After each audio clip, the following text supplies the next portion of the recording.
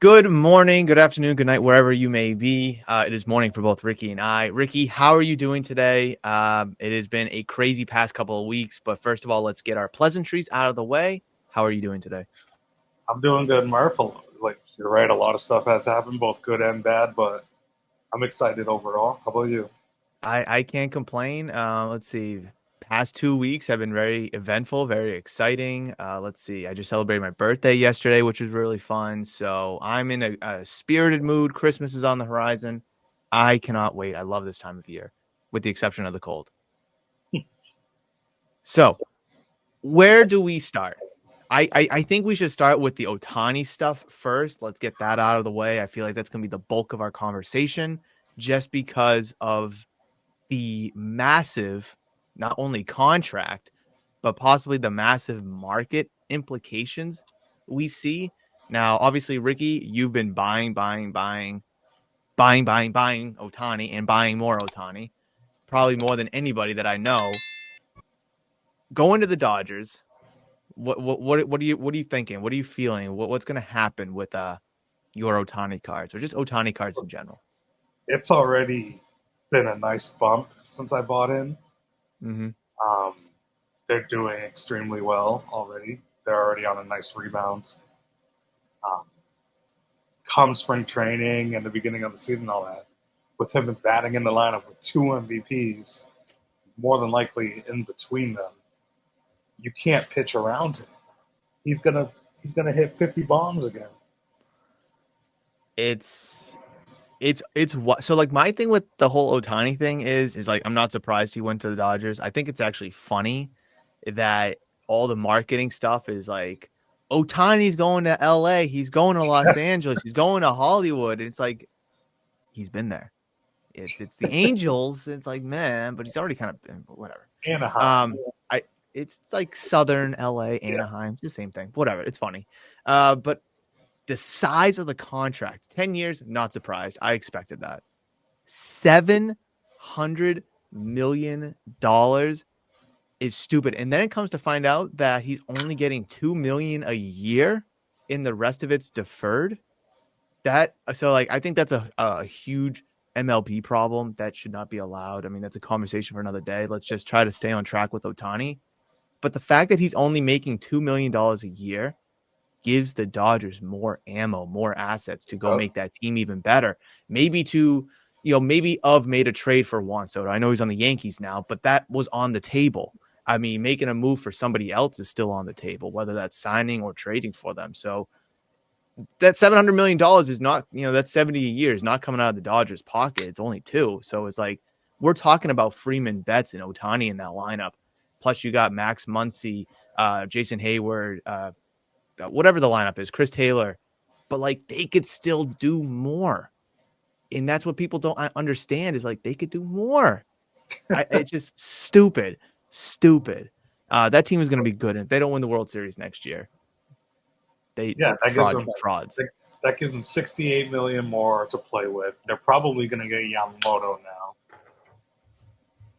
I know they still need to build a pitching rotation because I think Kershaw is technically still a free agent and Otani's obviously not going to pitch this year. But like, you get Ohtani, Kershaw. I mean, I'm obviously talking about like 2025. Let's say you have Yamamoto.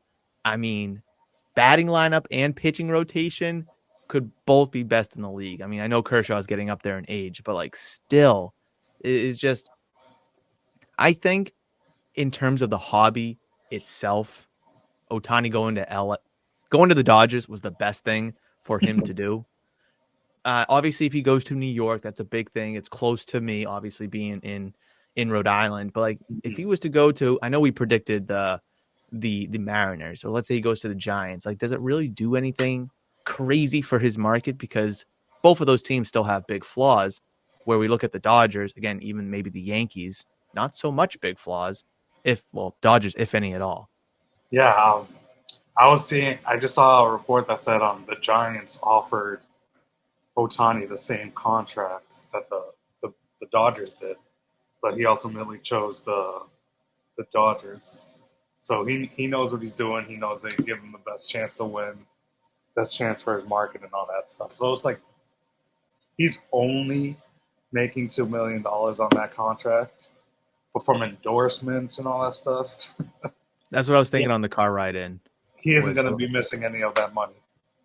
he's not going to be missing any of the money, and then I mean he made some decent money plus endorsements already, $2 million a year plus the endorsements, like you said. He'll be fine, and then you get that nice big ass check at the end of it all. I mean, I'm sure it's probably going to be deferred out once he retires because there's no way you can pay a guy a lump sum of almost 7/10 of $1 billion just Oh yeah, no, right up front. it's deferred off 10 years.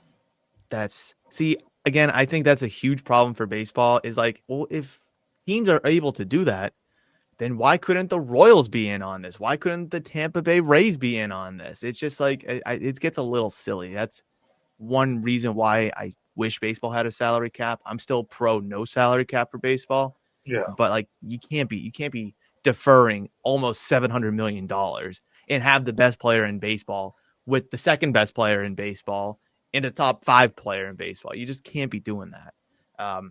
But I think you've already talked about the Ohtani market rebounding. I mean, do do we sell? Do you sell it now or do you hold it? I mean, what more of a peak are we going to see in his market, especially with him not pitching? That's kind of the whole, the pack, the sexy appeal here is that yeah. he's a pitcher and a hitter. So with him not pitching, what are we looking forward to in Well, 2024? that's kind of the good problem I have right now is deciding when to hold. I mean, what to hold, when to sell, et cetera, et cetera. I'm not buying it. I can't buy any more Otanis. That ship has sailed. Um, his market's already on the rebound, so I'm not going to be buying any more Otani. But I don't know. I kind of want to hold until opening day. I kind of want to hold until he hits his first home run. Kind of want to sell now. So What if you like piece it out a little bit, sell the cheaper stuff because that's what everyone's going to be hyped up yeah, over. Just like when a new rookie quarterback comes out, everyone's going to be going over CJ Stroud, rookie prism base cards. They're probably going to be $40-$50 on release day, just the single itself. And then you give it a couple months, it's probably going to be a $5-$10 card. We know this story. But if you have just like your PSA nines or your just base, Bowmans or whatever, and just kind of sell those off and keep the nicer stuff or, maybe the mm-hmm. tens or such. And for when he does hit his home run, reap the benefits now while you can. God forbid anything's to happen between now and then. Let's say he strains the oblique in spring training. Now he's out a month. You just don't want to see that happen. Yeah, that's kind of what I was thinking. Well, so here's the thing. I have more Otani on the way. I just sent some More. that I luckily bought before the news broke. Um, I sent some in for grading. I saw a nice big stack, tons of autos in there. Yeah, it was a good stack. I'm optimistic. They look pretty good to me. But yeah, I have some on. So once I have everything, I'll probably see what I want to do with them. I think they're coming in either today or tomorrow. Mm-hmm. But I really want to hold. But what's the point of holding now? Like, what are you hoping for? Like, are you hoping for another jump, another spike? And if so, That when would that be? Like, when would we see that? we're gonna see a spike opening day. You know, Mm-hmm. when he gets all the media coverage and all the stuff, we see First him. Dodgers game, Yeah, Dodger blue, home game, Chavez exactly. Ravine, Dodger Stadium. And I get it. then if and when he gets off to a hot start, hitting wise, obviously, he's going to. I think that market could blow up too. So See, that's that's kind of like what. the thing of him being in. It's hard for me to say in Los Angeles because he's been in damn Los Angeles, but being with the Dodgers is where they're actually good. We could see this happen quite frequently. First hit, first home run, first win. He hits for the cycle, hits a 3-homer game, all that good stuff. Just all these little things, and I guess it adds up. And oh, he's an all-star. Oh, he's I don't know, he hits 2 home runs in the all-star game, whatever it may be. Just stupid stuff like that. And through the course of the season, again, he's still going to be recovering from the elbow injury. Could that have an impact on the swing? Well, I guess he didn't have the surgery during the season, so it didn't, but who knows if it will this year, trying to recover from it. I know Bryce Harper had Tommy John, but he didn't play the outfield. He played first base to kind of help. So it's really, really interesting to see these players have this severe injury that's typically a year-long recovery, which pitching wise, it will be for him again, but they're still playing through it. Mm-hmm. And I'm curious. It didn't appear that it had an impact on Bryce Harper this year. He still had a really solid season when he came back. I think it was the end of May, June-ish. Obviously, he was only a DH and in first base, but where Ohtani is just going to just be a DH, I mean, it's obviously not going to have really that much of an impact on him. But I am curious where this is his second injury. If just, I mean, again, he's a lefty and he throws with his righty, so that right elbow is always in use. So I'm just really curious to see if this has a detrimental effect long term. I think this is a great business decision by the Dodgers because we've talked about it before: jersey sales, tickets. Mm-hmm. Obviously, you have Japanese fans just wanting to go see Ohtani. I mean, just tons of that.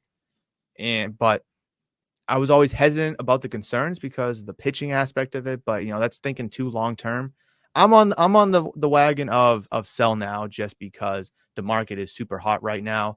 I do think it'll die off, especially when Yamamoto gets signed. Obviously, we have the football playoffs. Basketball is going to, is raging hot right now.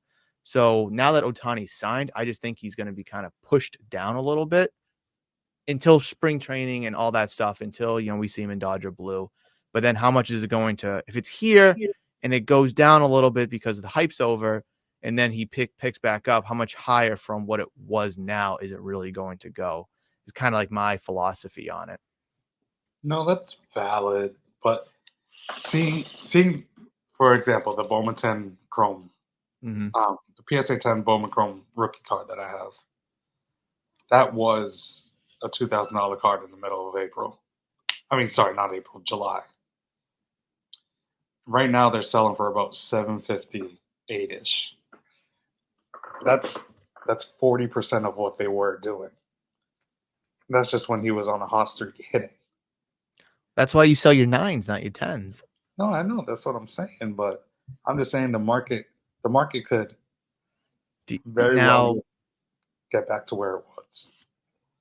with the market seemingly cooling, correcting, crashing, depending on who you ask, depending on their perspective, do you think it'll ever be a $2,000 card again, especially with him not pitching this year? Because I think that's a huge factor. I think that's why his card was $2,000 to begin with. It's because he's hitting. Oh my God, he's hitting 3 home runs. Oh, but he's striking out 10 guys the next night and just doing all these stuff that we haven't seen in hundreds of years. You know what else we haven't seen though? It's him in the playoffs. That's a good point.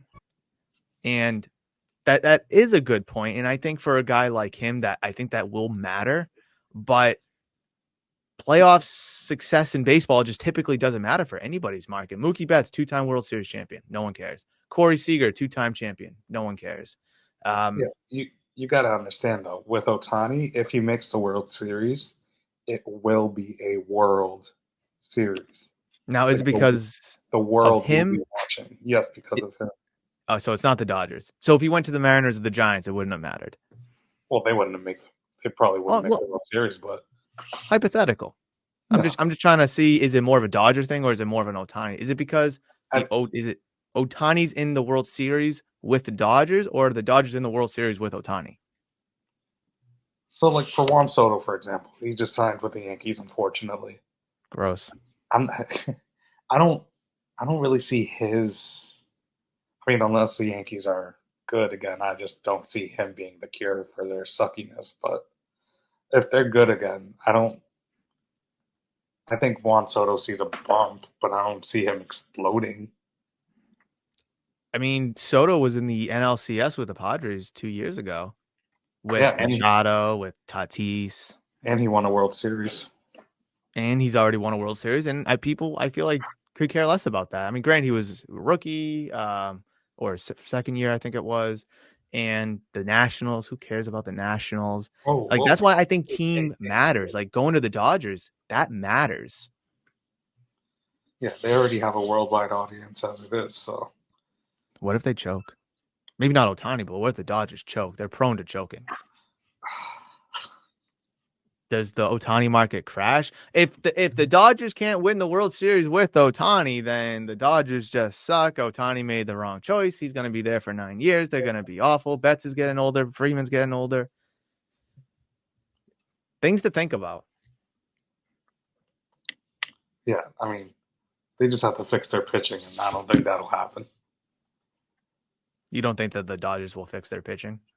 No, I mean, I don't think the choking will happen. I mean, it shouldn't. Let's put it that way. With this roster and with what they still can do with that deferred money, there's no way that they shouldn't. But Is we'll have to wait and see. Dave Roberts still the manager? Yeah, right. He is, yes. Okay, that's interesting. So I do want to pivot. I want to stick with baseball, but not the type of baseball that you may think or that the audience may think. So Tom Brady obviously is in the new 2023 Bowman baseball set, and the one of one super fractor auto has already been pulled with the product release on Friday, and it got pulled I think yesterday. So we're not even a week out, and it's already been pulled. I'm not surprised. I don't know who the breaker was, but it was pulled by a breaker. Um, is breaking a problem in the hobby? Now, when I say a problem, I don't mean like they're a detriment, they're a poison, but like, could there be, has there been any issues that could hamper the hobby with breaking? See, like, I get people's argument who say it's not a problem. They say, oh, they buy the most product, they're obviously going to have the best odds, et cetera, et cetera. But at this point, so many of the last product hits have all gone to breakers. It can't be a coincidence at this point. The I last don't time think I so. remember a product hit, back when it was considered a product hit, being hit by a regular person was the Mac Jones 101. Mm-hmm. That was local too. And that was like what, 2020, 2021? 21, yeah. So like almost 3 years ago. Mac Jones. Yeah, I remember that sold for $100,000. You want to know what I think is really funny is last year's was it 2022 Bowman draft. David Adams had the Drew Jones one of Mm-hmm. one superfractor for $1 million. What was it? No, what was it? It was take 250,000 now, Or a or if million. he's a Hall of Yeah. Famer, and get 1 million. But the bounty for the Tom Brady is $500,000. So we're gonna view that card only 250,000 more than a Drew Jones card. Now, Well, listen, I think Drew Jones is gonna be good. I mean, he had an injury, he looked all right, and when he was playing, but like, come on, what are we doing? And then we have a one of one Magic card worth $1 million or 2 million, whatever it ends up selling for. Like, what are we the doing? the 500K bounty for the Tom Brady is the 12 out of 50 with the inscription on it. Oh, it's not the one of So one. it's not the 101. Oh, okay. Well, Yeah, so is there a bounty on the one of one? Do we not that know? I know of. Jesus. So it could go for higher, it could go for less. I don't, Oh, with the one of one being pulled, I mean, what do we do with it? Well, obviously not us, but if we had it, what would we do? I mean, I don't know if you send it out to get graded. I mean, what's the point of getting it graded? all the grading services will be drooling and hitting them up. It's like the tax lawyers Oh, when someone hits a lottery. tax lawyers, the insurance companies. If your house Hmm. burns down, they're just like, "What do you need? What do you need? How can we help? Do you have insurance?" But I think it's really cool that Brady's in a product like this. I just think it really gives the hobby a little bit of excitement, especially with his football days over. So if we get any like Brady base card, Pats or Bucks, whatever, people like Matt on it. But like we're drafted by the Expos, obviously never played for them. Obviously the Expos don't exist anymore. Brady's the best quarterback of all time. I just think there's a lot of juice there. And I think with him being kind of actively involved with like Fanatics, Michael Rubin, Hmm. and I think there's a really good story there to kind of really help promote not only the product but promote Brady cards as well, because Brady is very liked across the obviously football, but now people will be like, oh wow, he played baseball too, which a lot of people didn't know. And I just think it's really kind of drawing a lot of different eyes onto obviously the product, but also Brady himself and his cards. Yeah, Tom Brady doesn't sign that much either. And that's a big point too. Like I couldn't tell you the last time I've seen a Tom Brady auto out of a football product, Hmm. let alone here having one with baseball. And then just imagine once Fanatics gets the rights for the football products. Hopefully, there's going to be more of those in there. Then those products are going to be crazy. It's just it's good to see a guy like his status be so intertwined with the hobby for a sport he didn't even play professionally. So just imagine him signing, obviously when Fanatics takes over, Topps Chrome football cards, Bowman Chrome football cards, and him signing those. I think it's going to be really, really, especially Pat's jerseys. I think will be nuts. But do you want that though? Because I feel like part of the appeal of the baseball is that he doesn't sign much. So to have his autographs on baseball cards is huge. Yeah, Do there's you there's definitely appeal to like scarcity. do you want him to start signing more? I mean, I think it's almost inevitable. I mean, why would Michael Rubin be paying Tom Brady and hanging out with him so much money if he wasn't gonna? I Yeah. mean, I think it would be good because it gives people access to Brady autos, just like access to anybody's autos, really. I do kind of like how Brady autos are very mysterious. Again, I can't think of the last set off the top of my head that he was in 2014, maybe.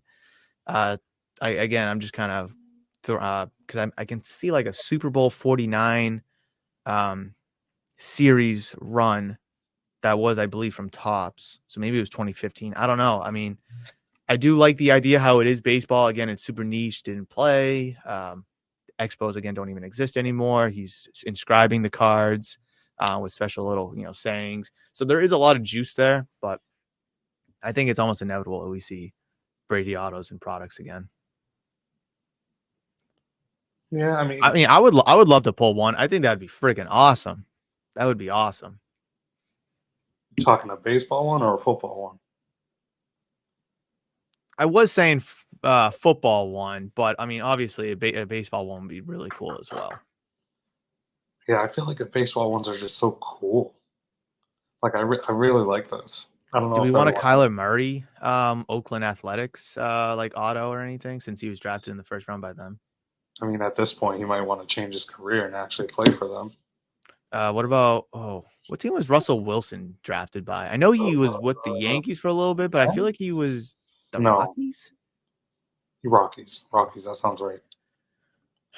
I mean, what's stopping like Fanatics from giving us Deion Sanders baseball autos or Bo Jackson baseball autos? I mean, I think there's a market there. Like we know these guys for their football careers, and we have their football cards and memorabilia and stuff like that.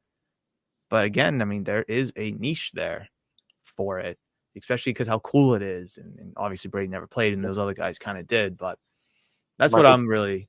Michael Jordan baseball autos. Exactly. Yeah. See, I mean, you throw him onto a Bowman Chrome first White Sox card. It's just the money prints itself. Imagine that. I mean, Brady and Jordan are basically the same stature. If you want to debate who's better, go ahead. I mean, I'm going to lean Brady. Apples and apples, oranges and oranges, whatever. 1A, 1B. But imagine that. Imagine a Jordan chaser like the Brady one is. It Yeah, would be nuts. It would that be would be nuts.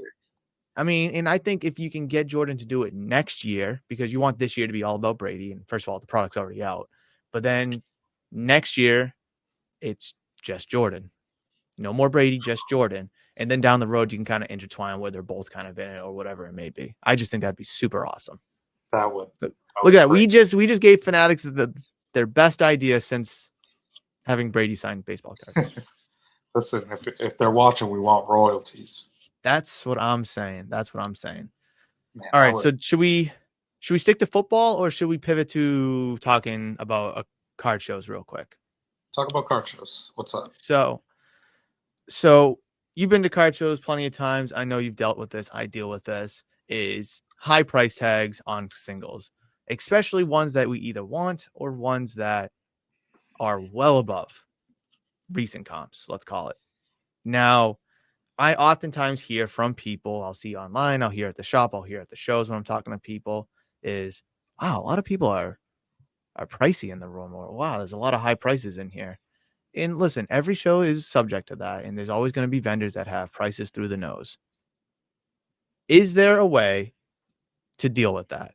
It, should we even deal with it? If we see a high price tag, let's say it's 30% over last comp, forget about it. Or is there something that we could do, should do to kind of address that with the vendor? Well, you've made this point before that like just go up to the dealer, say Mm-hmm. hi, how today, whatever, start a conversation, and then when it gets to the negotiating stage, see what they can do. Worst they say is no, and Now, then you made a new connection. I think I feel like I have to. I'm glad you brought that up because I feel like I have to bring that up all the time, is because people forget about it so frequently. Is that all these vendors, they're people too. And hey, how's it going? I'm really interested in this card or a couple cards. Um, and then again, make an offer. They say no, move on. But I feel like so many, and again, we have to bring this up because so many people will see $150 price tag, and the last one sold for 100, and they're, oh my god, it's so expensive. They look up another card for $50, but the last one did $80. Oh my god, the whole table is expensive. Now, again, I'm not going to speak for the vendors; they can price whatever they want, but I do think it's a vendor issue, in all honesty, because why are we trying to jack up cards? Are you just trying to make money? You don't care for the Yeah. hobby. Every vendor's different. But I do think a lot of people kind of forget about that communication piece that's so paramount. Again, no matter what kind of business, no matter what kind of hobby, whatever it may be, you got to talk to the other person. We're talking right now. And um, yeah, maybe you can talk him down from 80 to 50. You can talk him down from 150 to 100. But like, I don't want people, and this is kind of like my big point with it, is I don't want people to have a negative or sour taste about card shows in general just Mm-hmm. because of a few dealers. Now, local shows, regional shows, bigger shows, national, they're all different shows and they all have different cards. But I think the small local shows really, really have some of the worst and negative impact, like negative reviews, let's call it. Um, Well, anything you want to pick on that? with the smaller local shows, I feel like you're right. A little, they can be a little more negative experience because if it's one of those monthly shows, you'll see the same dealers every week with the same high price tags. I Mm-hmm. mean, every month, whatever, with the same high price tags. And it's like, oh, I don't care about last comp. This is my price, blah, blah, blah. And then they get mad that they don't sell anything. So they're trying to jack up their prices to make up for the lack of sales. And it's just like it's the same repeating cycle. That's what turned me off from some of the shows that I used to go to. You see the same Local, guy like that here or in Chicago? no, and back when I was in Massachusetts. Okay. Yeah. So you would go to the same shows every month with the same dealers. They still have the same cards because they're not selling anything Mm-hmm. because clearly they don't know how to sell. And it's just a matter of like, okay, are you at this point, are you just here to show what you have or are you here to sell? It's a big problem because I mean, I set up at the Cranston show, which is 5 minutes from the shop. I use it as marketing, of course, to sell stuff, to make connections, and I really don't even walk around the show all too often because unless there's a new dealer there, which you might find every so often, but the majority of people do have the same stuff, and I know for a fact that at least a couple of vendors will buy something, let's just call it $50, and they obviously want to make a profit off of it. So they're going to charge $70-$80 to make that profit, even though it's not a $70-$80 card. It's actually a $40 card. So I think at the end of the day, it is a vendor issue. Now, is it a generational age gap? Maybe, because a lot of vendors in general are older guys, and where the hobby is so technological, it's so volatile. It's more advanced now than ever with a much younger population flooding in. Like you look at the hobby 10 years ago, the median age was probably like 55, 60-year-old guys. Mm-hmm. Now you look at the median age, you're probably maybe 35. I mean, I have no idea. I have no science to back that up, but like it is significantly younger now than ever before. Maybe in the 90s, during the junk wax era, it was So maybe young. what these dealers don't understand is the whole adapt or die concept. Hmm. There's they want to still sell off the Beckett pricing magazine, whatever. It's tough They to go off of Beckett. It really is. they don't go off eBay because they don't care about that or whatever. So it's like they're they're stubborn. That's ultimately what it is. They think the new way is wrong. They can't let go of the fact that the Beckett is not the way to price cards anymore. So they have these outrageously high prices, and they think that's what it's worth. It's it's really tough because it's that true. And a lot of guys, they don't want to lose money. None of us want to lose money. Of course we don't want to lose money. But there comes to a point where you just got to cut bait with something. Sell it for $30 just to move it. Yeah, you're going to lose again, let's just use 50 for an example. You're going to lose $20 on it, but at least you move it, you got rid of it, you can put that $30 into something else, which I think is more important than sitting on the card for another month, another show, another 3 months, another three shows. Like shows are expensive to set up at, especially if you do multiple. You know, a lot of local shows are 30, 40, $50 a table.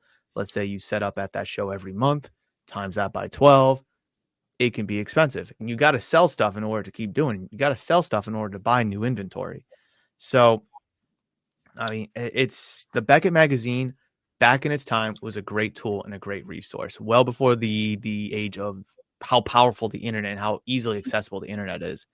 The Beckett magazine's also good for um, in terms of like showing you where card shows are, just pieces of articles to read from and all that good stuff. And then you throw on the price guide as well. I think it's okay for the vintage magazine because the prices of that are less volatile. Yeah, But in terms of the new age stuff, again, CJ Stroud Prism Base Auto is going to be $50 on release day, maybe more, and it's going to plummet over the next couple of weeks. But the Beckett magazine print run's not going to be able to keep up with that. So when they print it, they're going to say a $40 card, but it's actually a $15 card, last comp. So mm-hmm. it's definitely, I think, a generational thing. But it's go ahead. That's the thing too. With the flip side of it is younger kids trying to like flip vintage cards, Hmm. knowing that like you don't really buy or sell vintage for 60 to 70% of comps or whatever. Vintage is a stable market where you don't have to sell for 70%. Vintage are great holds, especially if you Exactly. have the right guys. Like you like a seasoned vintage dealer isn't gonna like that's what these kids don't understand. Like they're trying to like they see vintage as a more stable market, but they're still trying to flip it. Like It's the only way that vintage, in my opinion, can be flippable is either through grading the card, you get it raw and you grade it, or you play the long game. Like again, past couple of seasons, we've seen past couple of years, we've seen Bill Russell, Hank Aaron pass away, and there's going to be a spike in those guys' market, deservingly so. Great legends, Hall of Famers, and they played in the 50s and 60s. So obviously, there's going to be a market for many reasons of those guys. Then you turn into a guy like Roberto Clemente, who's already passed away, but for what he did for not only baseball but the Hispanic culture, you kind of throw that into it. Plus, he played in the 50s and 60s. So I mean, there's certain guys that have certain markets, but none of them I don't think are flippable. Now, again, unless you go from raw to vintage, I'm sorry, raw to graded, that's really the only way that you can really flip it. But at yeah, that point, what kind of grade are you going to be getting on these vintage cards? Now, some of them can be very nice still, but again, buying those cards are going to be expensive. So it's definitely not flippable. And I think further we get, or the older that those cards get, I do think that it'll appreciate more. But it's not going to appreciate overnight where you can flip it for 30%. exactly. That's what people don't understand. Like you said, Roberto Clemente, Hank Aaron, all them, they're not going to hit 3 home runs tomorrow Nope. and drive up the market. Nope. It's just, I mean, but a guy like Juan Soto, for instance, or Shohei Ohtani, guys we've been talking about, they can do that. Oh, maybe not tomorrow, but you know what I mean. They could go out there the next game and absolutely smash 3 home runs, all three of them over 500 feet, and then the market's going to drive up. They could strike out 5 times the next game. Who knows? And I mean, that's kind of one of the glory things about baseball is that the season's so long, so the market's not as volatile as, let's say, football. But it also sucks that it's so long because a guy like Juan Soto could hit those 3 home runs, and we expect that from Juan Soto. We expect him to hit 40 home runs a year, so that might not do anything for his market. But if you hear a guy like, what was it, 2020, Aristides Aquino, who I don't even think's in the league anymore, hit like 19 home runs in his first 10 games. Like, he was going crazy. Now he's out of the league. So it's like, baseball's really tricky, but vintage, or I just say the hobby is tricky, but vintage is not tricky. So It's it's not like at all. it's like the blue chip stocks or whatever they call Mm-hmm. them. It's like you buy them, they're not going to go up 30-40% overnight, but they're going to stay they're stable. They're going to hold their value, maybe go up a little bit over time though. That's the Mm-hmm. thing. People don't want to wait. Yep. And we've had this conversation several times, but I feel like we need to harp on it because so many people just want to go up to a vendor. They want to pick a few cards out. They want to buy it for 70% and they want to go post it on eBay and sell it the next day or even that night for that matter. And some people, if you do it in volume, are able to do it. But sometimes maybe you just need to buy a card to invest in holding it until the start of the season. Maybe Ohtani is still buyable. Maybe Juan Soto is a good buy and you hold it until the season and then you sell it then. Or maybe you grade it and then sell it. In football, I mean, people going crazy over, use Josh Dobbs, for instance. Now he's being benched. You missed that window of flippability. You missed it. It's gone because now he's not playing anymore. But I ask people this all the time when they're looking at cards. So I ask people why they want to buy something. And if you want to buy something, you should feel confident about that purchase and you should be okay by paying close to market value because you see something in that market. You believe in that market. You think that it's going to go up. You feel that it's going to spike or you see something that we don't see. Like, I know during the offseason for football, people were buying quarterbacks at 80, 90, close to 100% comps because they saw something in that quarterback that they felt comfortable enough to buy it at close to market because they saw the upside or the potential upside on the other end. And I think people just get greedy enough or get too greedy to the point where that they want to still get that card for 70% to end up flipping it for 130% down the road. And hey, listen, if you can do that, that's great. But don't get too greedy. Don't get too overconfident in yourself because at the end of the day, it's still a hobby. A lot of good people out there looking out for each other. But I mean, I think these vendors, kind of circling back to that at these shows, really give a negative taste in a lot of people's mouths, just especially new card show attenders, maybe new hobbyists, just because like they'll watch a few videos online. They'll kind of see how, the big influencers work. And then they go to Mm-hmm. their local card show and they see like, oh, wow, this is $30 over and they can't talk them down. And they're like, shit. So I think card shows are great for the hobby. They're one of the best things for the hobby, but there is a little bit of an issue with, some vendors having overpriced cards and it's quite unfortunate. Yeah, I mean, like I said before, some vendors just aren't there to sell. Like they hope they get one sucker that you know doesn't know how to comp a card or whatever, and buy a $200 card for 260, 280, whatever. That's kind of what they're banking on.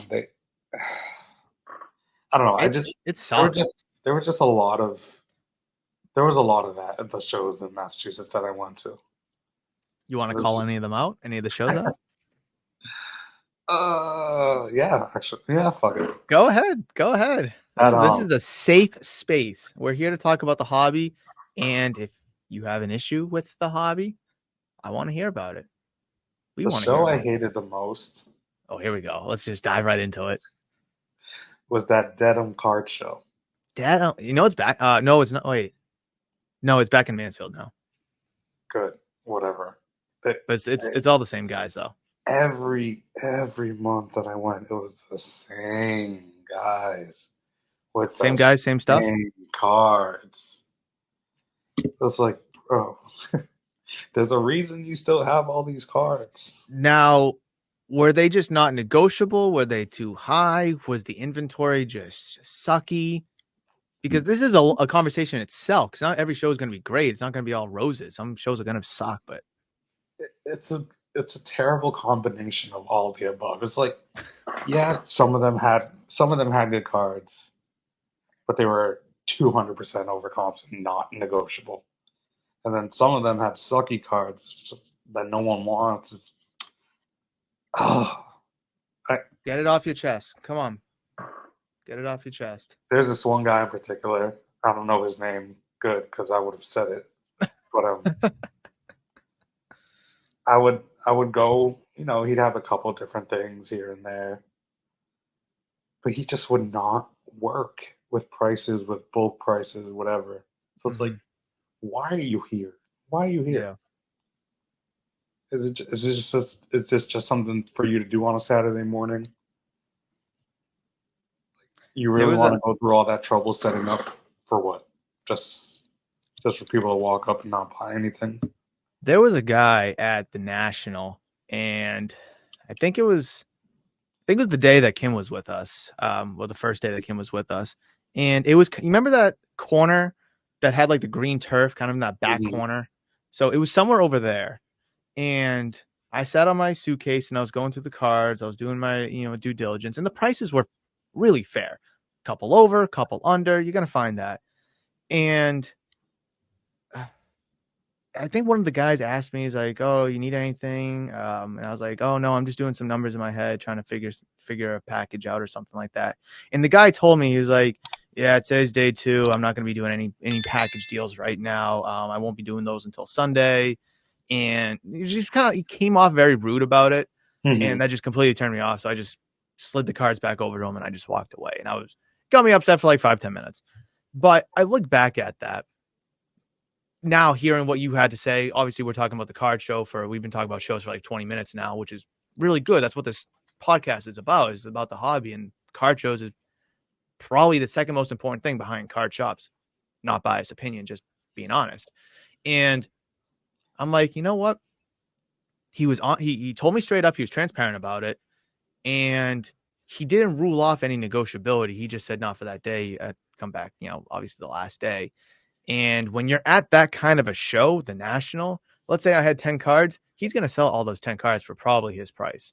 So, like, if I was in his position, I probably would have had a similar line of thinking. So, like, I think about it 5 months later and I'm like, I'm not upset about it anymore because I don't blame him. There was how many people? 100,000 people at that show over the course of the 5 days it ran. He was going to move those cards for the number that he wanted. But when you get to a local show, a smaller show, you might again, the show probably runs one day, maybe two if it's a regional show. I mean, why not entertain a package bulk deal to help move this stuff? Again, going back to our conversation about, yeah, you might have to take a little bit of loss, but you get something out of it. You can recoup it, and then you can invest it in something else or buy something else. And it's crazy how some vendors, I don't want to throw all vendors under the bus, but some vendors will just have it way overpriced and they won't be negotiable at all. It's like, what are we doing here? Like, are we just showcasing? Are we just, wasting time? Like, what's the point? And people set up at the National are much more invested into the hobby, obviously, than let's say your local shows. But because we all, I mean, I don't know the vendor you're specifically talking about, but I do know vendors who are like that. It's just like, what are we doing here? And Yeah, it's kind of frustrating, honestly.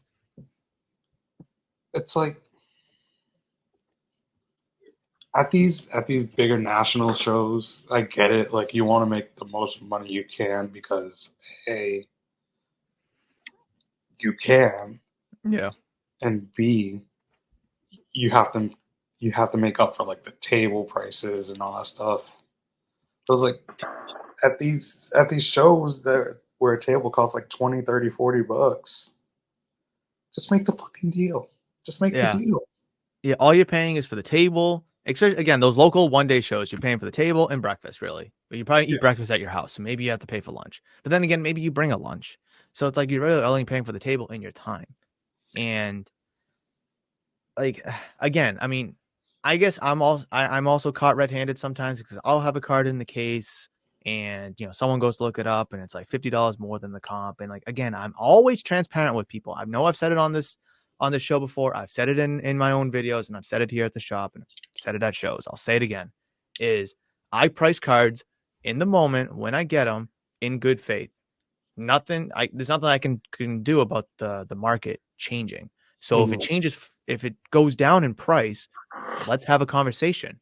I'll be honest, I can't go that low. I can go as low as this. I don't want to move off my price. I'll be honest with you. But on the flip side, if a card, let's say it's $100 card, is selling for 130, I'll stick at my 100. I'm not going any lower than my tag because it's already worth more. But once you walk out the door, or let's say at a show, walk past my table, I'm going to change it to whatever the appropriate price is. And I don't think you get that honesty or transparency with vendors, with other vendors there. It's like they won't tell you, like, yeah, I bought it for $100, so I'm just trying to get my money back on it. I'll take like 90 for it. They just don't give you that kind of honesty, which I think if these vendors who are sticklers about their prices, who don't come off their prices, if they gave you some honesty, I think it would alleviate a little bit of the frustration that we get from these vendors. Yeah. Does that make sense? Yeah, Like, I remember last year I went to it was the Causeway Card Show. Um, there was I this got some one vendor. stories. Go ahead. Sorry. There was this one vendor who had some of the buyback cards in his dollar bin back when um, who was it? It was Freeman and Mookie, right? No, I mean, so 2 years ago, it Goldschmidt, was Goldschmidt, Judge and Goldschmidt. Judge and Goldschmidt. Freeman and Mookie. But yeah, I I was going through the dollar bin. I picked them out, and he knew about the buyback program. So he was like, "Oh, these weren't supposed to be in here." Blah blah blah. I was like, oh, "Whatever, fine." But Mm. then he cut me a good deal on the other stuff I would have had to make up for that. So I was like, "Yeah, that was frustrating, whatever." But like, at least he was honest about it, Honest, and he and made he up cut to me a it. deal. Exactly. And I circle back to, again, my experience at the National with that guy is like, I could have sat there, crunched the numbers, offered X, and he could have been, he told me about it then. It's like, well, I wasted too much of my time. He, again, he gave me an alternative option to come back on Sunday, which obviously I wasn't going to be able to, but the option was there. And he gave me, and he told me that. So again, it's like, at the end of the day, it's all about communication. And I think people, just all people, vendors, showrunners, guests, whatever, if you just indulge in simple communications, things could change for the better. You could get some transparency, some knowledge, some info. And I think people just kind of forget about, hey, what can you do for this? Oh, I can't do that. Hey, come back later. The show's busy right now. It's just simple things that people forget because they're on their phones too much. People might be watching this video right now, this episode on their phones. People watch YouTube videos all the time on their phones. And at the end of the day, card shows are all in person. I know Whatnot tried to do that little card show thing. I think that was kind of stupid, but whatever. That's besides the point. Card shows are in person. You can't talk to a vendor on your phone at a show. You can. You have to talk to them face to face. So, especially the younger kids, hopefully watching this episode, or just younger kids in the hobby in general, a lot of them are just glued to their phone, their tablets, or whatever, just because they're part of that generation. And a lot of them don't have social skills. And if they can develop those social skills, I think they could become really, really involved hobbyists, card show goers. And I think that will kind of help set up the next generation, or as we transition to the next generation of the hobby, of card shows, of vendors, to the point where we all know how to talk to each other. We're all adults. We all love cards, or some of the kids, we all love the hobby. And I think that could just really put the hobby's best foot forward, especially where there is some shady topics that could be discussed in other areas than just card shows. Yeah, I mean, I think experiencing card shows is huge, and not just watching videos on them. Like you have to go to them just to see how they are. how people Absolutely. interact, like what cards, how cards are priced, meet some new people. So I think that's a good way for people to break out of their shell. Even if you go to a card show with $20 in your pocket, and or if you don't buy anything, whatever, I think it's good to just experience them. Hmm. I couldn't agree more. I remember when I opened the shop, my first show, probably in years, to be honest, just because of COVID and I spent time opening the shop. Obviously, I was in grad school and college. So it was probably my first card show in years. I think I brought maybe like $300, $400 with me. Until some people, that's a lot of money. To others, that's money you find in your couch.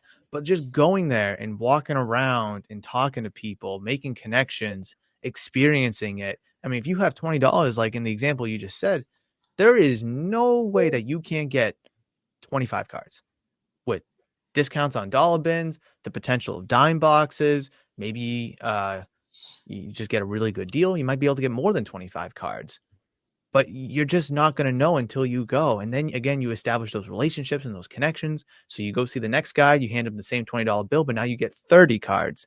Then maybe you get 40 cards. And it builds and builds and builds. And that's why, like you said, you can't, you can watch card shows all you want on YouTube and such like that, but you have to go and experience it for yourself because every show, every region, every area is different. You can watch some influencers go to shows in their area, whether it's in like Miami, LA, or wherever, and it's going to be different than what it's like here in Rhode Island, or maybe what it's like in Chicago for you. So getting out there and just feeling the vibes and just seeing what you can do, seeing who you can talk to, who you can meet is just really paramount, especially if you really want to be heavily involved in this space. You have to go conduct some form of action, and hopefully that action involves communication. All right. Were you going to say something?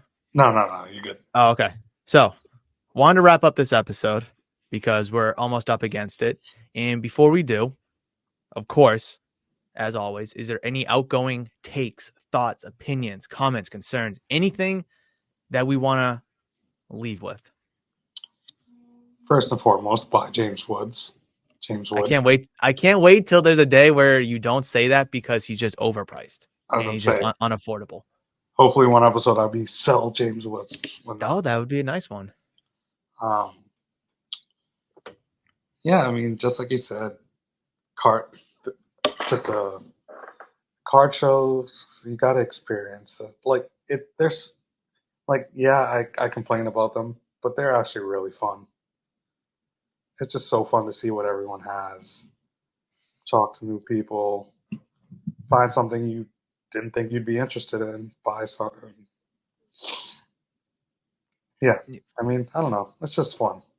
This whole thing shows is fun. can be shows can be frustrating, and not everyone knows what they're doing. I mean, people think they know what they're doing, but really, I mean, you can always learn. That's kind of my takeaway. You can always learn, whether that's learning the market, meeting somebody, or understanding, someone's perspective, a vendor's perspective on why they have their cards priced the way they do. You can't learn that on online. Mhm. On forums, on YouTube, Reddit, whatever. You have to go experience it. And I'm glad we really spent a lot of time talking about shows. I didn't expect to talk this much about shows, but I'm glad we did because it's such a focal point and it's really an important component of this hobby. And you throw on top of what you said, they're fun. I mean, whether it's a local show, meeting friends that you know, or going to the national and just taking it all in, it's fun. It's meant to be fun, and they are fun, but you have to go out and attend these shows to have that fun. And I think a lot of people, whether they're keyboard warriors or eBay flippers or whatever, don't know that what that fun is because they don't go to these shows. Um, my takeaway is this is a conversation I did want to get into, but we just don't have the time for is the football market. And when you're buying football cards, of course, it's going to be pretty much quarterbacks. Be very careful about who you're buying because we're looking at quarterbacks drop like flies. Every week, we're losing somebody, whether it's Burrow, whether it's Herbert. I mean, hopefully a Mahomes or Josh Allen doesn't get injured. But I mean, we're just looking at all these quarterbacks just go down. And Yes, it's kind of watering down the NFL product this year. We're not seeing the superstars, the players that are being paid the most, but it's giving opportunity to other quarterbacks, Jake Browning, Josh Dobbs. I think Nick Mullins is getting a start now. So there is a potential avenue for potential investments, for potential profiting. But you got to make sure you do your research and don't sit on these guys too long because, like I mentioned, Josh Dobbs, he's now being benched. So that window is long gone. And you could have bought him when he was in Arizona. And then when he traded to Minnesota and he won those games, he looked really good. That was the time to sell. And now it's gone. All right, So let you me got go to on be a really quick. quick rant. Quick rant. Go. People don't understand that. People don't understand what investment really means. Like, how are you Break it investing down. in Josh Dobbs at the peak? How are you investing in Josh Dobbs at the peak? If you bought him a couple weeks ago, you are not investing in him. You are You trying to lost. flip him. Yeah. At that point, you're already buying when it's already high. Now he sucks. What do you do? He had 4 interceptions last week or whatever. And that was like 3 the week before or whatever. He's just Yeah. not been playing well. Yeah. You're not investing in him. You are trying to flip him. And I think just these people don't know the difference between the terms. Investment in the way I look at it for football is like, for instance, Malik Cunningham blew up during preseason, but I don't think he has any cards. So I don't know if you could have bought any at the time. But like, let's say draft pick prisms, whatever, and Chronicles draft picks. You buy into that and then you hope he gets some playing time. The card is super cheap. It's probably $1 card, if not less. That's the kind of investment. You hope he gets his chance. Josh Dobbs, you knew he was going to be the starter in Arizona before Kyler Murray comes back. You buy him during the preseason. Maybe you saw a game or two and it's like, all right, you buy it then and you hope that he plays well. Maybe he keeps the Cardinals in the playoff race. Maybe he throws 5 touchdowns one week. You got to buy these guys, for anything, not just football, but for any sport, any player. You have to buy them before they blow up. You say buy James Wood at the end of every episode. People don't even know who James Wood is. He's a minor league outfielder for the Washington Nationals who's in Double-A right now. He's probably going to be in Triple-A to start the season. We might see him at the end of 2024. No one knows who he is now. That's when you buy him. And then when he gets promoted to AAA, maybe you sell a couple cards then. Maybe you just keep buying because the time to get into the MLB is coming. 2 years ago, I bought a bunch of Elly De La Cruz cards because he went from AA to AAA. I had to hold them for a year. 1 year. I tried to put him out in my showcases to sell them when he was in AAA, but nobody wanted him because he was a Reds player. He was in the minors. Who cares? But once he got called up and once he started playing well, everybody wanted Ellie cards. Everybody knew who he was. So you have to know these guys before they make a name for themselves. Julio was just a minor league outfield prospect. No one knew who he was. Now everybody does. Same with Bobby Witt, Fernando Tatis. We can go on and on and on about these guys. Buy them before anyone else does. Buy them before they blow up. That's the big thing. Josh Dobbs already blew up. You can't buy it. You can't invest in his cards because he already blew up, and now he's sinking. That ship's long gone. But you can buy a James Wood, for instance. You can buy a Dylan Cruz, a Paul Skeens. I mean, Jackson Holiday is still buyable, but wait till he gets to the majors. It is going to be well out of reach for the most people. Well, glad we had a couple rants there at the end. Shake it all out. Ricky, thank you so much for joining for another fantastic episode today. Hopefully you have a great Christmas. If you hear banging, the guys are doing construction downstairs, but I won't see you until Christmas. So hopefully you have a fantastic Christmas and a happy holidays. You as well, Murph. Thank you. Hey, bye guys. Thanks for watching.